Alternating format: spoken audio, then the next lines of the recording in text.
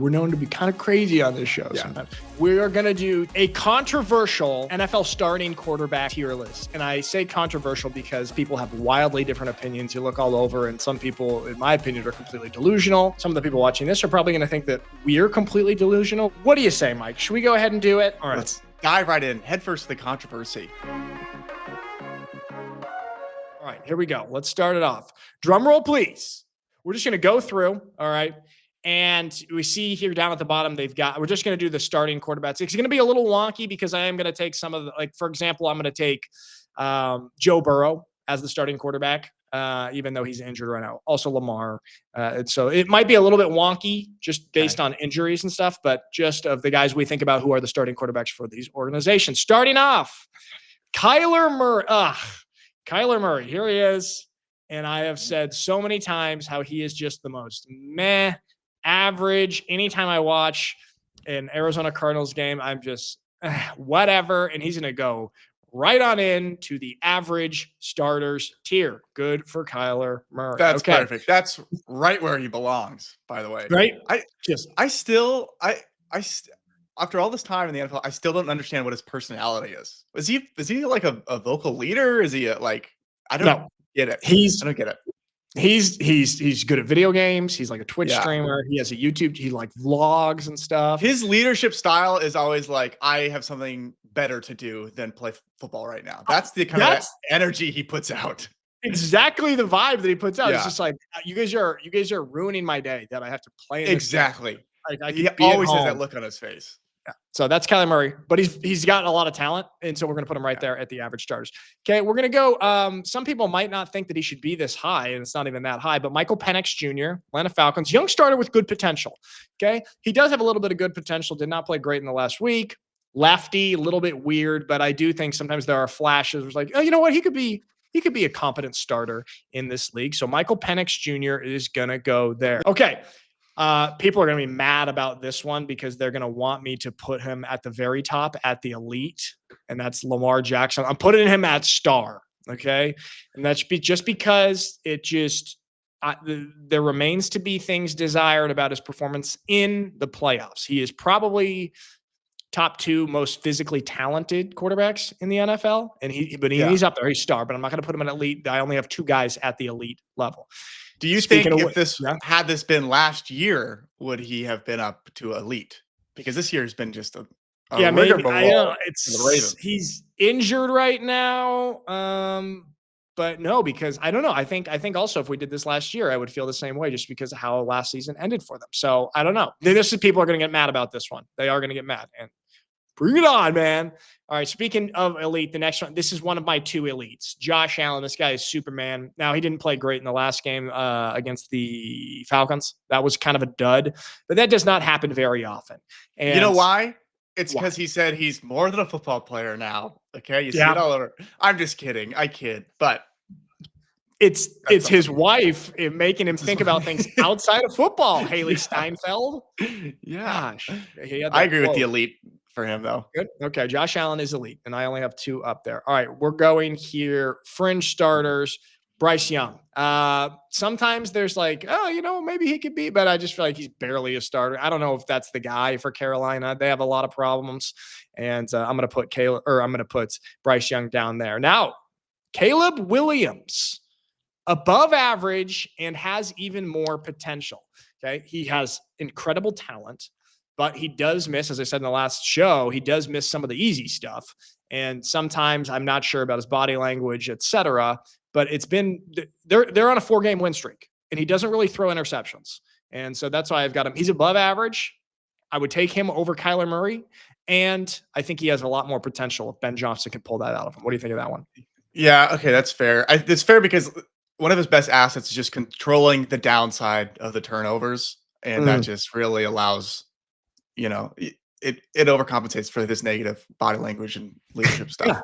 Well, think about some of the things we say is like, if a quarterback is just serviceable, like quarterbacks used to win Super Bowls kind of back in the day, being like, all right, they're fine, but they're just not turning the ball over. Like, you don't necessarily need, at least back in the day, some sort of superhero. Okay. Another star, Joey Burrow, and this is where it gets weird because I know he's injured right now, but I can't do a thing without putting Joe Burrow up there. Some people would put him at elite. Sometimes I think that, sometimes not. His escapability, kind of what he can do with his legs, not so great. I do love, like, compared to what Josh Allen can do with his legs, I think that just puts him in another category. But I would say sometimes Joe Burrow is looking like the best quarterback in the NFL. But I don't know. They got to that one Super Bowl. Okay. The escapability thing. He's sacked like what, the most out of any quarterback in the NFL? True. One of the most. Yeah. Okay. His offensive line, his surrounding. You have to take into account his surrounding, offensive line, and in terms of that aspect of his play. I think he's elite. I think he's an elite leader, elite everything. True. And the escapability, when you're sacked that many times, there's a little bit of just, I just gotta go down. You're just tired of it. If he was in a different organization or system, I think he'd be blossoming even further to a Josh Allen level and beyond. That's fair. Okay, that is fair. And he did get to a Super Bowl, and his offensive line, like the Bengals are just refused to get offensive linemen to protect him. So fair. I mean, I'm going to leave him at star, but Mikey, okay, the caveat, there's your asterisk. You would put him at elite. So if anybody gets mad at us, don't get mad at Mikey because he wanted him in elite. Joe, I do think he's a great leader. A little bit weird sometimes. A little bit weird. Yeah, there's the veneers are tough. Yeah. Yeah, what's going on with that? Paris Fashion Week, sometimes a little distracted, okay? All right, Dylan Gabriel. He is currently he's a fringe starter for me. Haven't seen enough. It's a tough situation. Meh, whatever. All right, very good NFL starter. That's going to be Dak Prescott. Very good NFL starter. He's having a pretty solid year right now. Highest paid quarterback in the NFL, and kind of sometimes he looks like he deserves that. The Cowboys themselves are overperforming compared to what we thought they would do this year. Excuse me. Great leader, great at the podium, great guy, great energy. He's not as mobile as he once was, but he is still a very competent, good NFL starter. So Dak Prescott. I think he's one of the most just like kind of well-rounded quarterbacks in terms of all assets, even marketability and all these other like kind of off the field. So he's very well-rounded. He's kind of the perfect guy to be Dallas Cowboys quarterback because that comes with stuff off the field too. And I think he's great in the community also. That's why he's a very good NFL starter and he brings stuff off the field. Okay. Young starter with good potential, Bo Nix. All right. Awesome. Big comeback this last week against the New York Giants. That was pretty great. I think he's been quite good in the fourth quarter, not good at the start of games, but good in the fourth quarter, good in crunch time. And what he did this past week kind of shows the potential that he has. He's young in his second year. Granted, he did start a lot of games in college, so he has kind of more experience than some other second-year quarterbacks, but I do think he has a lot of good potential. All right. Jared Goff. He's a very good NFL starter, okay? Very good NFL starter. I am just so happy for him that his career was resurrected in Detroit. He's the least mobile quarterback in the NFL, probably, I would say. I mean, it's just sad to watch him move. Kind of sad. His body and build is a little strange. It's he should resemble some sort of training like at all in his arms or his body, but no. He's sort of a relic of the past. He's like one of the last statue quarterbacks that just stand in the pocket and you can maybe shuffle left and right 2 steps and that's it on your mobility. Although we did just see Joe Flacco, who's kind of similar mobility. Like he took off and run in that Thursday night game last week. Jared Goff, we don't see that. That's a one pull, the ocean split, ran for 10 yards and it took him 5 seconds. That doesn't mean you're mobile. It was just a shock to everybody. It was shocking. No, I was shocked. But I don't see Jared Goff doing that too often. Okay. No. Some people are super high on this guy. I think he's all right. He's solid. Sometimes I'm putting him, Jordan Love, at above average, has more potential. Since the Packers are 3-1-1, they are on top of the NFC North because of that tie, and they only have 1 loss. Jordan Love sometimes great, sometimes not. There was that game, I think the one against Dallas, where it was just confusing decision-making, lucky to escape with the tie. So Jordan Love, he's above average, and he has more potential. I would like him to see reaching that. CJ Stroud is so meh to me, and he's going right there next to Kyler Murray, average starters. And I don't know if I'm just biased because of that one thing he did with Caleb Williams where he big brothered him, and then he also ranked himself as the 3rd best quarterback in the NFL after his rookie season. That's not nothing. That's not a non-factor as to where he's ending up. That's such a funny saying. It's not nothing. Yeah. I mean, it comes into play. It does come into play. All right. And this one I'm so happy about. I'm so happy for this guy, Daniel Jones. And who knows, maybe he'll continue to climb up into a star, but I'm putting him as a very good NFL starter right now. And I do have to admit, I was talking last week how I'm like a little bit of when the Colts were 5-1, I was like a little bit of a doubter about the Colts, and they won against the Chargers. I don't think I'm a doubter about the Colts anymore. They're 6-1. They're the only team left in the NFL with just one loss, and they've got probably one of the best offensive lines in the league. They got a great run game. Daniel Jones is playing awesome. That offense is humming. He gets to be a very good NFL starter. And who would have thought that would happen? I know. Well, that's what happens when you have a good O-line. Yeah, who would have thought? Okay. Oh, this is another one for me. Just Trevor Lawrence. Meh. Average. So meh. So meh. Nothing. Just a big bowl of nothing soup. Yeah, personality and he's so confusing. He gets paid $55 million a year and sometimes looks good, sometimes looks horrible. Even when he had like that game-winning touchdown where he fell down, it was like really clunky and funny looking. And it's just, all right, good. You're a starter. Yeah, you won it, but what cost? You look so silly. Wouldn't have just been better to stay down? I mean, we're going to be calling you horse boy for the rest of your career. Horse boy. We should have made one category a horse boy quarterback. Never mind. All right. Okay. Patty Mahomes. He's going up there. He's elite. I know everybody loves to hate on Patrick Mahomes. You know, when you're at the top, people love to hate it. But he's a magician. When it matters, he plays his best football, and he's been doing it consistently. And also the Chiefs are kind of working their way back. They have a winning record now. They're looking good. They beat the Lions. And Mahomes does not disappoint in the big games. Okay. Geno Smith, I'm sorry. Lucky to be a starter right now. He's thrown about 40 picks this year. I don't know what happened. Guys, a turnover machine. Okay. Oh, yeah. I'm number 1 in the NFL in my stat. Turnovers. Yeah. Leading the league in turnover. I don't know what happened from his Seattle days. Good for him, though. He did get a big contract. He's not earning it. He's not earning it, but he's getting paid. Lucky to be an NFL starter. The Raiders are in shambles. Okay. Some people are going to think that I should have this guy as a star or even as elite, but I'm just going to put him right now at very good NFL starter. That's a controversial take, Mike. Very controversial because a lot of people some would put him at elite, but I think a lot of people would put him at stars. He does get hit a lot. I do think that this year he's getting hit more than any other quarterback, and he does have some great feats, fighting off defensive linemen, stuff like that. But I think he's thrown like 6 picks already this year, 13 touchdowns and 6 picks. And sometimes I feel he's not Josh Allen. What do you think? Is this too mean?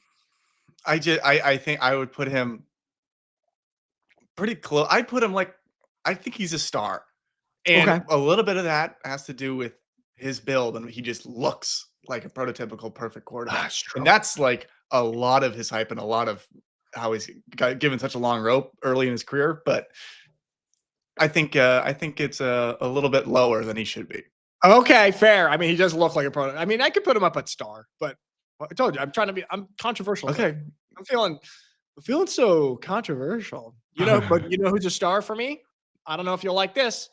Matthew Stafford, still doing it in his old age. He is still a star. He throws one of the prettiest footballs in the NFL. And the combination of him and Sean McVay is fantastic. Yeah. Won Super Bowl there. The guy's a star, even though he can't really move. That's because he's old. What do you think? I have no qualms with that. I do think he's a star. He throws a tight spiral. I mean, you hear all these receivers talk about who've played with different quarterbacks. They all praise Matthew Stafford's ball placement. And True. I have also, and I think you said this the other day, people are like kind of complaining about Michael Penix because he's a lefty. It's like being a lefty in baseball is great because when you're pitching, it's just comes in awkward at a weird, it's weird for the batter. But like if you're on the same team as the guy throwing it left-handed, it's just like, dude, you just throw it regular? Why are you throwing lefty? We're on the same team. Same team, dude. You should only throw it lefty when you're throwing pitch, screw with me? Okay, you trying to screw with me, dude? So Matthew Stafford does not have that problem. Who we just do? Stafford. Okay. Ugh. Tua. Lucky to be an NFL starter. And I have something. Lucky to be alive, quite frankly, because brain is melting. Jeez. Retire. Okay. It's a mistake to keep going. Lucky to be alive. After all those concussions. We'll make another category down at the bottom. I have some interesting stuff from Mike McDaniel ripping Tua. Those guys are going to war at the podium against each other. We're going because we're going to do a controversial. I think it's so funny when guys do that to people in the building, and then you go to work the next day and walk by them in the hall or have meetings with them and act like you didn't see what he just said about you to the media. It's like those get blasted all over the internet. Everybody knows what he said. Everyone's like, "Hey, what's up, coach? Like, what's up? If you're got any weekend plans? Any weekend plans? Talk about an awkward office environment. Jeez. All right. Another French starter. I mean, he's injured right now. JJ McCarthy. We have a small sample size of him. He's been mostly bad. He had one amazing quarter and everybody got really excited, including me. I got really excited, but JJ McCarthy, we'll see. I don't know. Here, Drake May. I'm putting him already at very good NFL starter. Okay, he's having a fantastic year. His accuracy is great. I've been very impressed with him.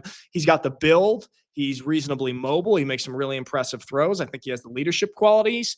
And Drake May in year 2, he has become a very good NFL starter. How do you like that? I concur. And I think Vrabel has a lot to do with that mentality-wise and letting him blossom. Very good. I also agree with that. Okay, Jackson Dart, young starter, good potential, swaggy, cool. He's got a cool running back. They did just blow one of the worst fourth quarter leads of all time. Not good there. He did throw a brutal pick that led to the loss, but everybody's been pretty excited in New York about Jackson Dart. And I have some interesting stuff about the New York quarterback situation. I don't know if you saw the Russell Wilson tweet and what was going on there with the Sean Peyton, but we'll get to that. It's very controversial. Okay. Dang. Justin Fields, lucky to be an NFL starter, and their owner, Woody Johnson. So bad. So bad. Their owner, Jets owner, also, and I have this in our controversial segment, basically said, yeah, I mean, it's not our coach's fault. Our quarterback can't even complete a ball. And so he's just ripping. Sometimes when you're a billionaire NFL owner, you're a little out of touch with how like social interactions should work. And Woody Johnson is one of those guys. We'll pull that up in a little bit. Okay. Here we go, Mike. Aaron Rodgers. He's no longer a star, but he's still a very good NFL starter. And he's got the Pittsburgh Steelers looking nice. What do you think? Do you think he should still be a star? I think out of respect for what he's done, he's still a star. Yeah, that's true. I mean, his legacy, all that he's done. But if you're going, I can see what you were doing here, putting him there. Okay. Yeah, I don't know. I thought it's a little disrespectful. It's a little disrespectful. Aaron would be mad. We see how mad he gets at his teammates. I'm going to leave him here for now. Who knows? Maybe at the end of the season, I'll be like, oh, yeah, Aaron Rodgers is back to his stardom. Okay. But right now, we've got him there. Brock Purdy, above average. Scott would hate this one. Scott loves Brock Purdy. I love Brock Purdy, too. He's a star. He's got a huge contract. He got a huge – what? Like – Mac Jones is doing the exact same thing for 1/10 of the money. So yeah, that's true. That's true. So it is a really good system and a lot of good weapons. Yeah. You know who's the star? It's Kyle Shanahan, the head coach.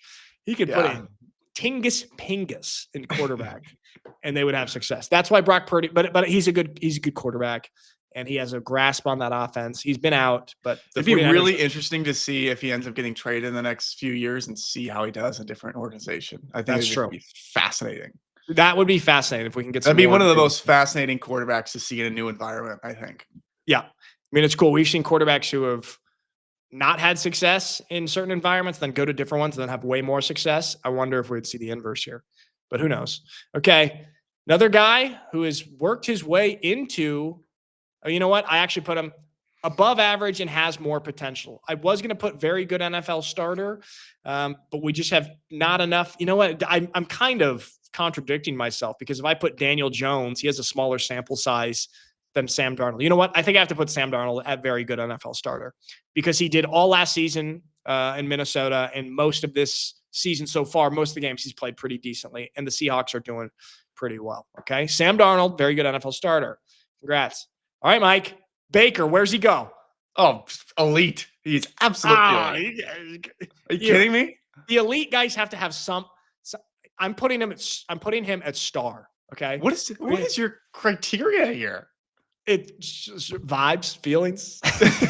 Just showing my vibe. Instinct. Instinct. You ever heard of it? Okay. Look, Let's hear it. The guy. I only have 2 guys at elite, and they have some kind of otherworldly capabilities. Okay. Mahomes is a magician, and Allen is just so physically gifted. I don't know. Who knows? If Baker Mayfield had another cover behind win against Detroit, I would have put him maybe elite. What? Okay, your otherworldly capabilities in terms of physical capabilities, because Baker has otherworldly capabilities in terms of, come from behind, win out against high adversity, low probability, leadership type of thing. There's some otherworldly powers that are not just physical. That's fair. Baker inhabits. That's fair. If they go deep into the playoffs and make it maybe to the NFC Championship game this year or make a Super Bowl appearance and Baker continues to ball out the way he has, then maybe. But I think it's just not enough yet for me. Allen and Mahomes, we've seen it consistently. That is why I'm smart. I'm harsh. I'm a harsh critic. Yeah. I'm so controversial. What do you think? I'm so controversial. Okay, 2 more. I'm canceled. We're gonna get so canceled for this tier list. Cam Ward. All right. I just fringe starter. I know their team is not good. They just fired their head coach, and so much of where or how a young quarterback performs is dependent on where he lands in the coaching situation, what he's got around him. He doesn't have a great situation there, but I have just been a little bit disappointed. And it's just, all right, we'll see if they sort of get things together for him in Tennessee, but I have not been so thrilled just yet. And I forgot Spencer Rattler, also fringe starter. Meh, young guy, whatever. Okay. Yeah. All these guys, who cares? Nothing. Jaden Daniels, very good NFL starter. Although this year he has taken a step back, big step back. So you think his mom has anything to do with it? The overbearing mom thing might be a factor. Maybe his mom should let him go on a couple dates. Hey, maybe he's go on. Hey mom. Hey mom. Maybe not at every practice. Maybe don't. Maybe not at the team hotel. Or at a certain point, it stops being endearing and it starts to get okay. Scary. Do you remember that video came out of him like going on a date with his mom, like shopping, and it was like that's right. He got ripped for that. Okay. So there it is. There is our controversial quarterback tier list. Hate it or love it. Tell us what you think. And I think it's pretty good, although controversial, right, Mike? Yeah. Okay, there we go. All right, new segment here, sticking with the controversy today. So there's been a good amount of kind of controversial things popping up in the football world, okay? And so we're going to buzz through them. We're going to start off here, just a couple minutes on each of them. Sean Peyton, head coach of the Broncos, who was, of course, the coach of Russell Wilson when he was in Denver. They did not get along, and they were fighting on the sideline, and it was a huge power struggle there, and ultimately Russell Wilson got ousted. And Sean Peyton said this about the New York Giants, basically saying Russell Wilson sucks, and I'm glad that the Giants didn't, or I wish the Giants still had him as a starter when we played him and didn't move on and start Jackson Dart until after we played him. Here it is. I have a ton of respect for that organization. I spent 4 of my early years there, coordinating Super Bowl, first game in this stadium before 9/11, close with the mayor, Tisch family, and they found a little spark with that quarterback. I was talking to John Mayer not too long ago, and I said we were hoping that change would have happened long after our game. I have a ton of respect for Okay, so basically saying, I wish Wow, that we that's picked good. Russell Wilson because he sucks. And That's then, great. and then Russell Wilson fired back on Twitter. Classless, but not surprised. Didn't realize you're still bounty hunting 15 years later through the media. Hashtag let's ride. Okay, Russell. That's good. People on Twitter were like doing they were responding to like Russell seemed to have won this via the Twitter war. I mean, that's a pretty good response, don't you think? That's a good response. That's a really good response. Because I do have to say, with the whole bounty hunting thing, that's insane. You know, I just think that's so evil to do the bounty. Like trying to hurt and injure guys is the worst, the most classless thing in sports. Yeah. And so I think you got to do a lot of reputation repair. You got to be careful about taking shots on people when you're kind of lucky to still I know. be in the game. Like, the fact that he's coming out here and he's still starting fights. I mean, there's a very easy return jab right there. Sean Peyton and Russell Wilson hit it and he connected. Good for I don't often praise Russell Wilson, but good for him on this one. And he also adds a little bit of comedy with the hashtag let's ride, sort of self-deprecating humor in there as well, while also hitting Sean Peyton hard. And so I think it's probably one of his media team members running his part of his curated personality. Some college girl intern running his Twitter. Trust me, Russell. That's true. So shout out to the intern that's running Russell Wilson's Twitter account because he won that. Okay, want to get your thoughts on this. Ben Johnson, we've been talking about him a lot, and he has grown a lot in my mind. He is rising. His stock is rising. What do you think about this? He shows zero emotion during the game. This person says, Ben Johnson shows no emotion during the game. Dog might actually be a sociopath. Check it out. Make sure you let him know when you're watching, huh? I'm always watching. 3rd and 9, pressure coming again. It's picked up. Rattler intercepted. Picked off by Deshaun Wright. Across the 40. Wright still on the move. Down the sideline. Deshaun Wright. Manungai to the end zone. And there's his first NFL touchdown. I have a little pen click away from Sweat. Directing traffic. Wants to throw downfield. He's got Shaheed out there, and instead it's intercepted. They're under center, 4th down and 1. On the roll, Rattler throws. It's deflected and intercepted by Edmonds. Tremaine Edmonds with the pick.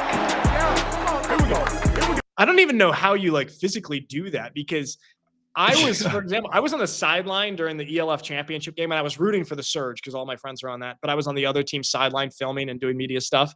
And so I was trying to be really impartial and not show any favoritism.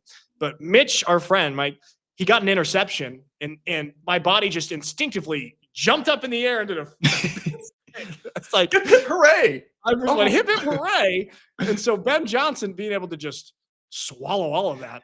Yeah, I do.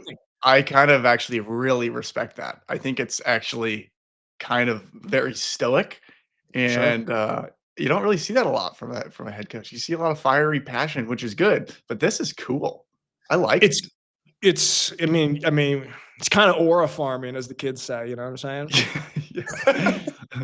That's good. Good. Yeah. Yeah. Well used. I can't stand these terms. You seem uncomfortable with my vocabulary. It hurts me. Okay. So Ben Johnson is it's almost scary, but then he does in the locker room, he lets it all loose, which is actually pretty sick. Like he does real speeches, no coach speak, real emotion. He hits all the points. So I respect it, but it's a little bit scary. All right. Getting back to the controversial. So I told you about Woody Johnson, New York Jets owner, ripping his starting quarterback that they're paying $40 million to for 2 years. And let's listen to what he has to say. What's your confidence level in Aaron to turn it around? Well, it looks like he's turning around parts of it. You know, it's hard when you have a quarterback with, with a rating that we've got. You know, I mean, he has the ability, but something just is not jiving. But if you look at any head coach with a quarterback like that, you're going to see similar results if you go across the league. You have to play consistently with, oh my gosh, at that position, and that's what we're going to try to do for the remainder of the season. So what gives you hope then? I just think defense, special teams are doing better. Defense is pretty good, and if we can just complete a pass, it would look good. We got to complete. This is really, convince them that really you can do funny. something. Otherwise, it's hard to have have a game that you can win. What do you say to the fans who've lost? Okay, so real quick, I would just say this explains a lot why so many people I feel like have so much trouble in New York with this guy, Woody Johnson, as your owner. So what's your take? What do you feel? This guy talks about the team in football as if he hasn't watched any games. He's in his office doing whatever he was doing that got him all of his wealth. And somebody comes up to him with a report of all the stats and the ratings of the players on the team. The quarterback rating is bad. And then that's how he interprets it, and he talks about it like that. Like it's just like it's strictly, he goes, yeah, but the chart says this, so we need a new one of those. It's like he's a robber baron from the early 1900s. He has like companies in all these industries. He's got like a railroad company, and then he's got something else, and a textile mill, and then he's got a football team, and he's looking at the numbers and everything. He goes, "Oh, our quarterback rating's not good. Well, we got to complete a pass. This is not the right fit." It's as if he's looking at a report of his engine diagnostics, and he goes, "Oh, oil's a little bit low. We should change this. Change this part. Get a new one of these." But it's a person.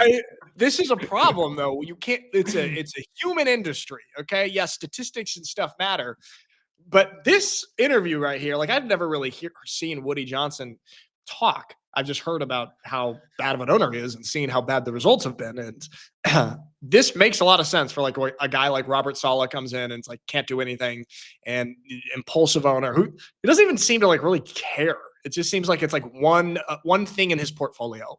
Yeah, completely. So it's in a manila folder on his desk, Jets, and he opens it after lunch and reviews and then closes it. Speaking of this guy, this one, when Aaron Rodgers was at the Jets, so apparently they had food trucks in 2024 at practice every Friday, and the owner, Woody Johnson, stopped the food trucks to cut costs. And Aaron Rodgers instead decided to pay the $10,000 out of his own pocket so the team could still have the food trucks. And Woody was mad at Rodgers that he went behind his back and undermined him. So I think this just also goes to show what type of guy Woody Johnson is. Seriously, one of the worst owners in the NFL. And it's just like insane. Yeah. Isn't that crazy? Yeah. That cost $10,000 to him. That's like a nickel for us. Yeah. Like imagine.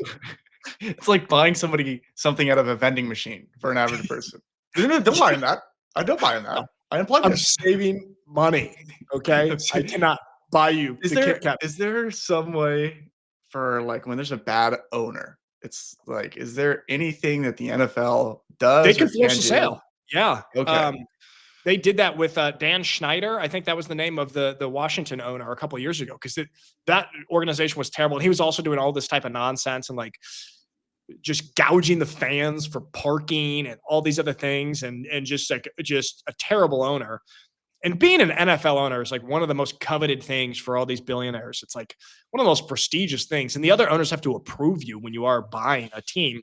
And if it keeps going this way, I could see the NFL forcing a sale of the New York Jets, because it's not working. And he doesn't really seem to care. All right. Couple more controversial things of people just talking badly about other people in their building publicly and apparently not thinking that it's going to get back to them. Mike McDaniel, who they've had a lot of struggles, the Miami Dolphins. And here's what he had to say about his starting quarterback. The expectations for their team this week. Yeah, he's going to take the snaps this week, and he's going to be our starter this week. And my expectation is that we don't throw 10 picks. Could you Did hear he say 10 picks? He said throw 10 picks. They said, so is Tua going to still be your starter this week? And he said, yeah, Tua is going to still be our starter. He's going to take the snaps. And the reporter said, what's your expectations? My expectation is that he doesn't throw 10 picks in the game. So I think he threw 3 picks last week and he benched him. It's just like Mike McDaniel is so unserious as a head coach. Yeah. He's kind of hilarious, isn't he? Yeah. Yeah.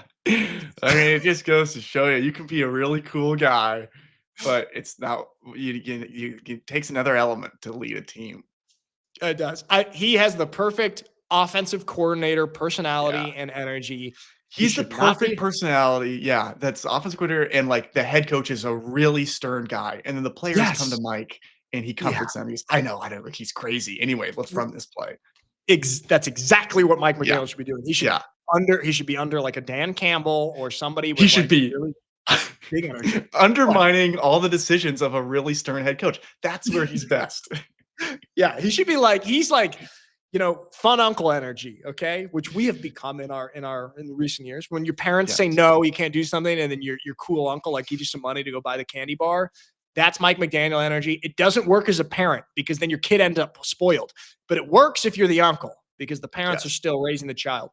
Mike McDaniel has fun uncle energy. He should be an offensive coordinator, and then he can still be cool and quirky, and he can wear those capri pants and have a great offense. He can't build a culture. Okay. So that's our diagnosis. All right. Last thing, really controversial, Mike, and I got to get your thoughts on this. Okay. The Baltimore Ravens are not doing well. They're 1-5. And so after falling to 1-5, the Ravens have removed the players' ping pong table, video game console, basketball hoop, and cornhole boards from the locker room. It's like they got grounded. What do you think? What is your take on that? That's so funny. That is so funny. Oh my gosh. And let me tell you something. As somebody who is an avid ping pong player throughout fall camp in the season, that would be devastating to walk in and have the ping pong table be gone. But I do think during the season, get that stuff out of the locker room. I think it's great for camp because it's great for bonding and bringing the team together for camp. But after camp, I think kind of maybe take it out. Yeah, well, I mean, if you're a good team, then it's kind of fine. But it's just kind of like, excuse me, is this going to help or hurt morale? So maybe these guys need ping pong. I mean, nothing's working. But it's just so funny because it's like they're like little kids and they got punished. Like these are grown. Yeah, give me your Xbox controller, okay? Cornhole bags. Everything. Get this back when you get a Super Bowl. So they are in timeout, and apparently they think that this is going to turn their season around. It has nothing to do with Lamar Jackson being hurt. It has to do with guys playing too much ping pong in the locker room and not watching enough tape. And what's really funny is thinking about how this decision was made during the staff meeting and who brought it up and who was doing their reports the night before. Like, what am I going to say in this meeting? And so he goes, I have an idea. What about the ping pong tables? And they went with it. And then he goes, well, the eyes have it. We'll take the ping pong table away from him. This came from the 23-year-old offensive quality control coach who's like trying to make a name for himself in the team meeting. They're going around the table, and he's like, I think I have the solution. He's trying to move on up. And if they turn things around from here, he's not going to be the quality coach anymore. He's going to be the wide receivers coach next year because he's going places. That's hilarious. Thinking about the decision-making process of trying to fix the season. Oh, I got it. Get rid of the ping pong tables. All right. So there we have it. That was a lot of controversy in this episode, wasn't it?